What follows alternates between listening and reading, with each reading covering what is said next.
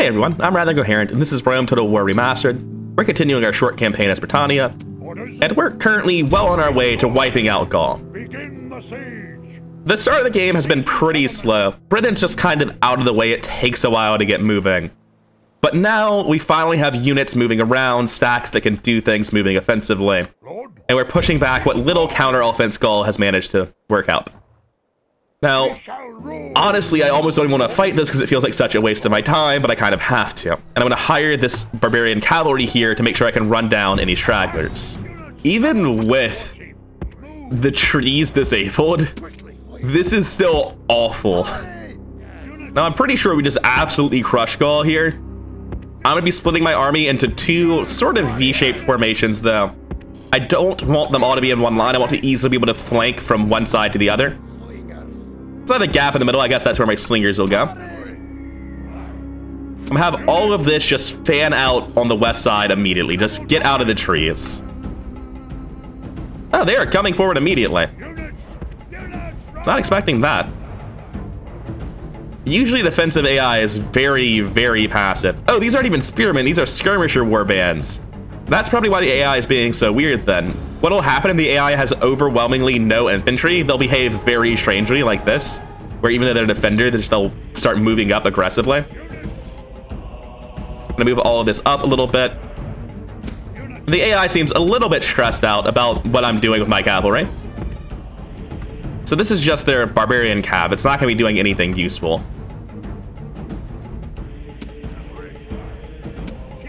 I had my general to try to charge the barbarian cav, and I'm gonna move my own to continue flanking. All of my units over here, except for the slingers, are hidden, which is very funny. It means they can't actually use their skirmishers. At this point, I want all of my woad warriors to charge various enemies. And the reason I'm charging now is because I want some of my woad warriors to join this cavalry battle that's going to be happening very soon.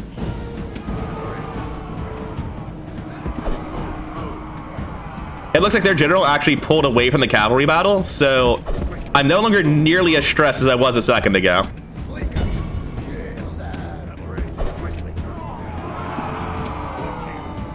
I'm gonna have my general's chariot pull back.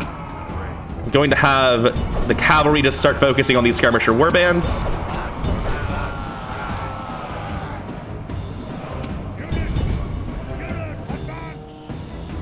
I'm gonna have my general charge their general, who's already losing pretty badly to this swarm of woad warriors. And that should pretty much be the game. What happened? My general just stopped charging. That was weird. Those three skirmishers no longer matter. I'm gonna have my barbarian cav come chase down the other skirmisher warband. I'll have my slingers just chill out for a bit. So why is my general doing nothing right now? Because like he very clearly has the commands. There we go. Attack and drive them back in the same way. The enemy warlord is dead, slain by your brave warriors.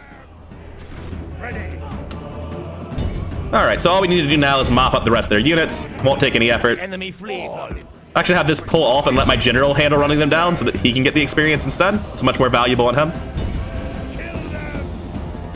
To clarify why I say it's more valuable to have experience on my general, his defense on my general is 1.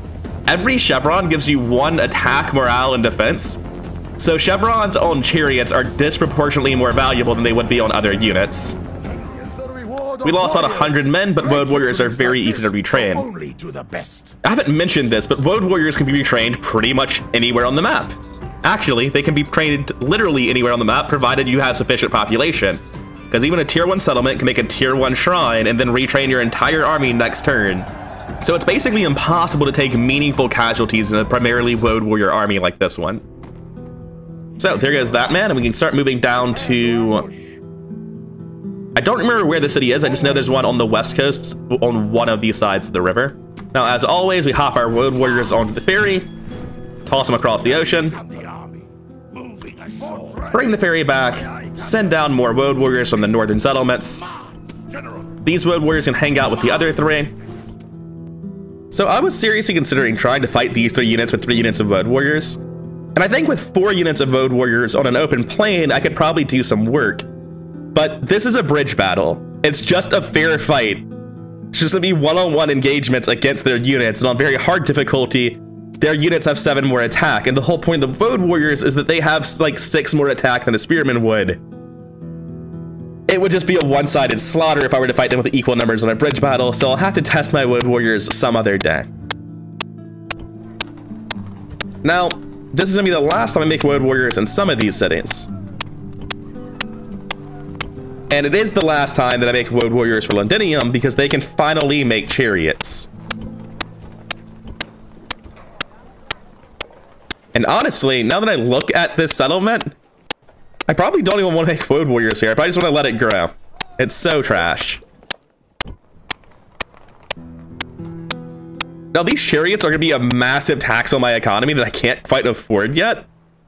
So I think I just sort of have to not build buildings anymore. I think I'm out of income for that. Like, let's compare them to making Road Warriors and chariots, right? Road Warriors cost me 380 every 2 turns and 130 upkeep. By comparison, it costs me 620 every turn to make chariots and 180 upkeep, which is not only more upkeep, but I'm going to be paying twice as much upkeep because I'm going to be building twice as many of them. I really cannot afford that many chariots right now. And I don't know how soon it's going to take for that to change, because I don't see it changing anytime soon, to be honest. Yes. Now, the upsetting part is I think this turn's already done. I don't think there's anything else left to do. Yeah, end turn. Let's go. Well, that's deeply insulting that Gaul thinks they can take my city. Like, on a bridge battle, it's one thing, but do they really think they can just walk into my city and beat me? We're under siege. Oh, hot damn, someone came of age. I was just thinking I would really like to have another general so I can put all these units in an army and go fight Germany, because I need more land and more money to fund these chariots. That's actually incredibly helpful. So, first things first, I need this general and these chariots across the sea. I'm gonna move them over here. Then next turn we have 3 more Road Warriors, actually 2 more Road Warriors and another chariot to move across. I had to actually build the chariot this turn, not used to that. And I can upgrade these Road Warriors as well, actually. So this army that I'm fighting here is what? 2 spearmen and a horse. I'm not actually sure I can beat that. Like, if I had 1 more unit than them and they didn't have cavalry, I could feel confident I can outposition them and then rip them apart with my 4th extra unit. But with even unit count, I'm not sure how I'd ever be able to win. So first things first, I suppose, let's have this man start moving south. And Liminum is right here. That's really unfortunate. There's enough people in this that I can't send just my generals ahead to start the siege. I just have to waste a turn. It sucks. All right, let's deal with Massilia now. That shouldn't be too hard at all. Yeah, this is just going to be very easy to do. Okay, so as always, I'm just trying to bait the enemy general into killing himself. Which is a little bit harder with 80 ranged units. As soon as they throw their first volume, I tell them to leave, because they'll probably get killed if I don't. Guys, what the fuck are you doing? Stop walking forward. It says you're firing. You're in rage. Okay, we throw our first volley and we get out of here, right? It's gonna be easy peasy. I'm not gonna use all my slingers. All right, let's get the fuck out. That should get their attention plenty fine. Or are we just gonna stand still? I would like to leave.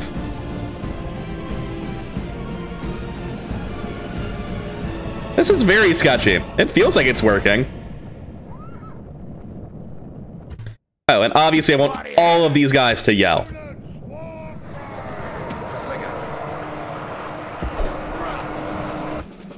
Now that they're here, I want to collapse. No, I don't want you to collapse. I want you to continue getting out. The enemy warlord flees from our warriors. Attack and drive them back in the same way.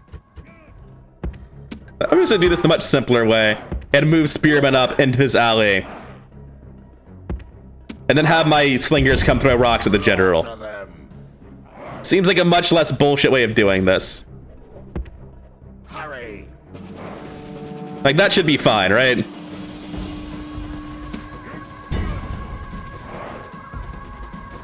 Yeah, like, we lost more men than I would like to, but it's fine. Your brave warriors. Stop. Actually, I realize now I don't want to bait them out. I want to move the rest of my units around the city now. Okay, and now that I have a flank ready, I'm willing to actually get these guys to come engage with me, because I can crush them from behind and win the fight instantly. The enemy army runs. Victory is the reward of warriors. Great victory. Sort of funny to went with 228 remaining on the enemy side, and they only start with 300. But yeah. I don't see any reason to run it all the way down, kill every last one of them. You usually don't get experience from that sort of thing. And I don't want to fight them on the city square. Casualties won't be worth it. I'll be occupying Massilia for the same reason I've been occupying cities, which is because they can make road warriors if I do that. Same as the last city, I'm just leaving my most depleted unit of spearmen behind. And they are just barely okay with that, which is all I need. This army is not great, so let's wipe it out. So this battle's pretty straightforward. I'm just trying to use my chariot archers to rain arrows onto the enemy. I've got my cavalry laid out on one flank. My line is just, well, it's just that, it's a line. I don't have a very complicated or high-tech army, so there's not a lot to talk about, really. I will say this, though. If their general's just going to be left alone while everyone else deals with my chariot archers, I'm just going to have all three of my generals crash into his and fucking kill him.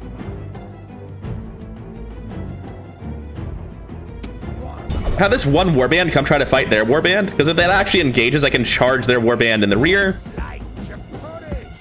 And that will be enough to wipe them out for sure.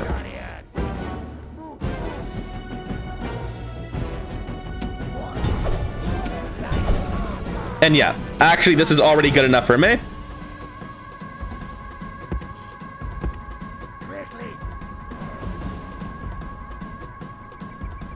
Yep, that's that unit routed and dead. So I'm just gonna give it a little bit for them to finish running him down.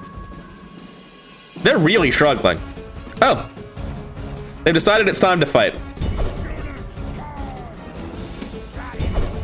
I'm gonna leave one unit of chariots still chasing this man down, but everyone else is gonna participate in these fights. The enemy warlord is fucking dead, chariots, man. slain by your brave. Oh, it's brutal. My slingers just killed one of my own chariots. I think they actually killed several of my own chariots. That was unfortunate. Okay, so in the end, we only lose 3 units, which I think is just one chariot and one other dude. So, not actually bad losses at all. Despite that friendly fire at the end. That was brutally one-sided. When you outnumber your enemies with chariots in an open field, it's absolutely brutal. But the flip side of that is when you have, like, any number of chariots inside of a city, you basically can't even bring them in, which does not feel good. So this man, my faction leader, will eventually make his way all the way into the Alps and start taking over Gallic cities here. I'm gonna quickly check that Rome conquered this city and not Gaul. Yep, they did. I can build land clearance here, which will be worth doing. Oh, that sucks. Every turn they're delaying me here is a turn that I'm not building the blacksmith and then not building chariots as a consequence. God, it seems so hard to win. Like, what's the balance of power claimed to be for this? Relatively even, but slightly in their favor. I'm gonna try to do this. I can distract with the peasants to get a road warrior on the flank. I think that's enough. Man, I really wish road warriors were 240 size units with all the associated cost increase that would incur. They are just... This feels like it should be an easily winnable fight with these 3 units, and it's just not. Like this... My army could be 50% larger if I were using spearmen, and honestly, the difference in manpower is super meaningful. So what I'm going to do is move these peasants off to the left, and I'm going to keep doing that until I get some movement out of the enemy. Okay, at this point, I sort of have 3 road warriors able to charge in against a 1 unit of spearmen, and that feels pretty one-sided in my favor. So I'm going to use my buff, and I'm going to fucking charge these guys, and I think that's going to go well for me. Have these peasants pretend to charge to keep the attention focused over here.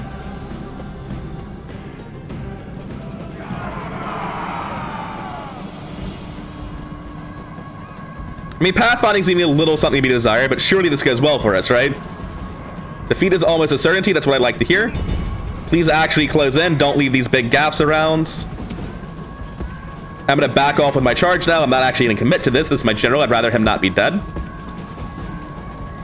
Victory seems certain. Only a fool could lose this battle. Excuse me?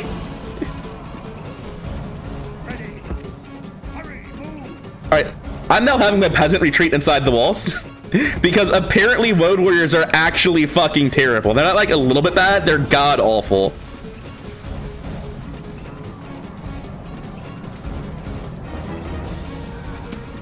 But these guys try to back off to minimize losses, and that doesn't work, so you buy time for everyone else to get in, I guess.